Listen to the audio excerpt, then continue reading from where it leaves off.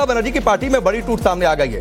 ऋतव्रत बनर्जी जो कि नाराज भी थे, आज सामने भी थे, उनको विपक्ष के नेता की मान्यता मिल गई है। स्पीकर ने टीएमसी के बागी गुट को मंजूरी दे दी है और ऋतव्रत बनर्जी ने यह दावा किया है कि उनके साथ 2/3 विधायक हैं। तो क्या यह पूरी तरीके से टूट की कगार पर, या फिर महाराष्ट्र में जो कुछ हुआ था शिवसेना ठाकरे गुट के साथ, क्या वो होने जा रहा है टीएमसी के साथ? सुनिए ऋतव्रत ने क्या कुछ कहा। আমাদের বিরোধী বিধায়কদের প্রস্তাব ছিল যে এই সমস্যা রয়েছে, মাননীয় মুখ্যমন্ত্রী সেখানে ওখানে সাগরের জলের যে সমস্যা 10টা করে সাবমার্শালের কথা আজকেই বলেছেন এবং এই পিএইচির যে রাস্তাগুলো যে কাটা হয়ে গেছে মাঝখান থেকে, এই যে মাঝখান থেকে রাস্তাগুলো কাটা হয়েছে সেখানেও তিনি মিটিংটা লাইভ হয়েছে, সবাই দেখেছেন যে যারা ঠিকাদারদের যে ডিপোজিট আছে সেই ডিপোজিটের টাকা থেকে অবিলম্বে আমাদের হাওড়া গ্রামীণ জেলার সভাপতি তৃণমূল কংগ্রেসের রাজা সেন বিধায়ক বাগনান তিনি এটা তুলেছিলেন। খুবই একটা ইম্পর্টেন্ট এজেন্ডা। বাগনান মিউনিসিপ্যালিটি ওটা পঞ্চায়েত এলাকা, মিউনিসিপ্যালিটি হওয়ার প্রয়োজন। তো আজকে যে আমরা রিপোর্ট আনসার পেয়েছি সেটা সদর্থ। তো স্বাভাবিকভাবে প্রতিটা বিধানসভা ক্ষেত্র এবং প্রতিটা জেলায় যে জেলাগুলোতে আমাদের এই বিধায়করা রয়েছেন, আমরা সরকারের কাছে অবিলম্বে যত তাড়াতাড়ি সম্ভব এই দাবি জানাবো যাতে প্রশাসনিক মিটিংগুলোতে বিরোধী বিধায়কদের তাদের ইনক্লুড করা হয়, তাদের মতামত নেওয়া হয়। এটা খুব প্রয়োজনীয় এবং জরুরি।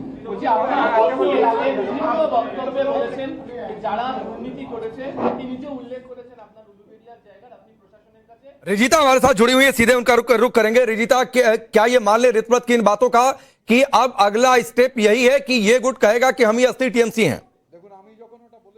कि जैसे कि हम लोग देख सकते हैं कि कल से ये जो रिफ्ट बैठा है तृणमूल के बीच में असली टीएमसी और नकली टीएमसी में, ये हम समझ सकते हैं कि आज एक क्लियरेंस मिला है। रथिंद्र बोस स्पीकर उन्होंने एक्सेप्ट भी कर लिया है लेटर, और ऋतव्रत बंदोपाध्याय जो कि अभी प्रेस मीटिंग में बोला भी है कि अभी तक वो लोग मान रहे कि ममता बनर्जी उन लोगों का पार्टी का लीडर है और ममता बनर्जी का जो फाउंडेशन है वही है असली तृणमूल का फाउंडेशन, और उसके मानते हुए ही ये वाला जो फ्रैक्शन है तृणमूल का ये अभी काम करेंगे। और ये लोग जो बता रहे हैं कि मेजॉरिटी उन लोग के पास है, 58 एमएलए का सपोर्ट था आज सुबह तक।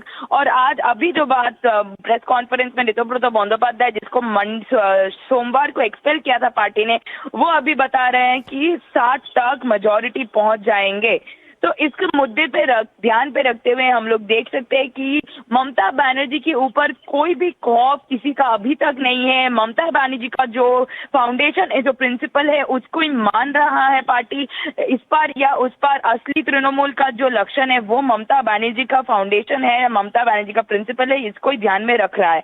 बट मुद्दे के बाद ये भी है ध्यान में रखते हुए कि ऋतव्रत बंदोपाध्याय ने बोला है 18th waste Bengal legislative assembly के साथ अभिषेक बनर्जी का कोई संबंध नहीं है। और अभिषेक बनर्जी के अगेंस्ट ही ये लड़ाई था, क्योंकि अभिषेक बनर्जी ने जो कॉर्पोरेट स्ट्रक्चर बना दिया था एक पॉलिटिकल पार्टी का, उससे ही सब कोई नाराज थे और उसको लेके ही ये रिफ्ट बैठा है। तो नकली तृणमूल अगर देखा जाए तो अभिषेक बनर्जी का जो फाउंडेशन है उसको लेके ही विरोधिता कर रहे थे ऋतव्रत और उसके ये पूरा गैंग।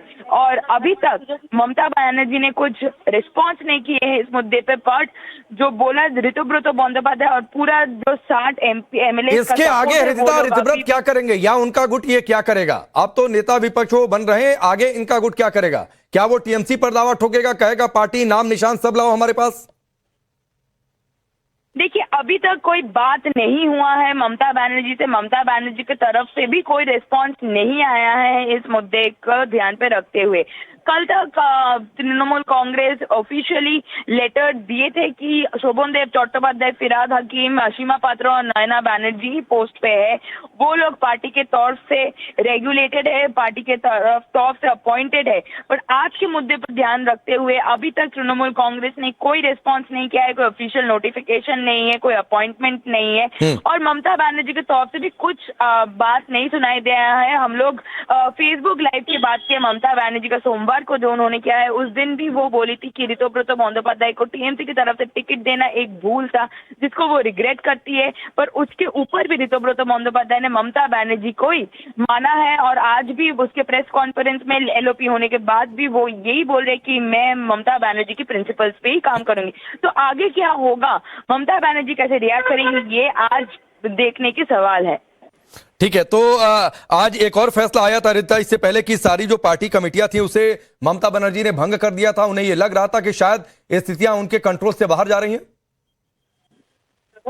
जी, आज जैसे कि हम लोग देख सकते हैं कि जो भी कमिटीज थी ममता बनर्जी के तरफ से सब कुछ डिसॉल्व कर दिया गया है और उसके ऊपर ही तृणमूल कांग्रेस की तरफ से एक ऑफिशियल नोटिफिकेशन भी आया है उनके ट्विटर वाली हैंडल पे। इसके ऊपर भी हम लोग देख सकते हैं कि आज शाम को ममता बनर्जी के घर पहुंचा है अभिषेक बनर्जी कुछ मुद्दे पे बात करने के लिए। पर क्या हो रहा है तृणमूल के अंदर, कैसे फ्रैक्शन बैठ रहा है, इस पे अभी तक कोई समाज नहीं है, ऑफिशियल कोई नोटिफिकेशन नहीं है।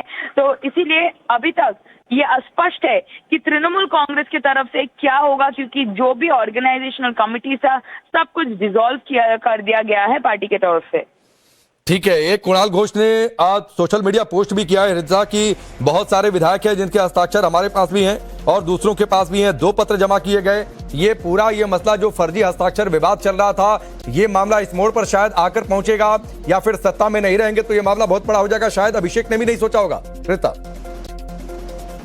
जी, जैसे कि कुणाल घोष ने भी आज पोस्ट किया है और कुणाल घोष भी बता रहे थे, इनफैक्ट कल भी हम लोग सुने हैं बॉबी हकीम के तौर से जो वो लोग असेंबली के अंदर गए और चिट्ठी देके आए, वो लोग ये जो नया गैंग है इसको नहीं मान रहे। ये लोग असली और नकली का जो डिफरेंस है जो पुराने लीडर्स है और ममता बनर्जी के साथ कल भी जो लोग जुड़े हुए थे और प्रोटेस्ट पे वो लोग कोई रिस्पॉन्स नहीं कर रहे। तो इधर से अभी जो ये नया गैंग है वो ममता बनर्जी का अगर मान भी रहा है, बट ममता बनर्जी और उनके नेताओं की तरफ से कोई ये तृणमूल 2.0 को मान नहीं रहा है। लेकिन आगे क्या इस मसले को क्या ये लड़ाई आगे चलकर कोर्ट की दहलीज तक भी पहुंचेगी? ये आगे ही समझ में आएगा, क्योंकि अभी तक जैसे कि समझ में आ रहे कोई ऑफिशियल नोटिफिकेशन नहीं आया है, कोई ऑफिशियल अपॉइंटमेंट ये पूरा गैंग का भी नहीं माना गया है। सोमवार को इन दोनों नेताओं को, एमएलए को एक्सपेल किया गया है। उसके बाद ममता बनर्जी खुद आके अपनी फेसबुक लाइव में बोली है कि ये एक भूल था ऋतुपति बंदोपाध्याय को टिकट देना। बट उसके बाद इस मुद्दे के ऊपर पार्टी ने कोई बात नहीं किया है। कौन असली है कौन नकली है उसका भी कोई क्लियरेंस नहीं दिया है। जैसे कि मैं बता रही थी कि असली तृणमूल कांग्रेस जो जिन लोग ऋतुब्रत और जो 57-58 एमएलए थे जिन लोगों ने माना है, वो लोग अभी तक समर्थन कर रहा है ममता बनर्जी की प्रिंसिपल्स की, टीएमसी की फाउंडेशन की। बट इस साइड से कोई भी जवाब, कोई रिव्यू, कुछ गया नहीं है इस नया पार्टी के तौर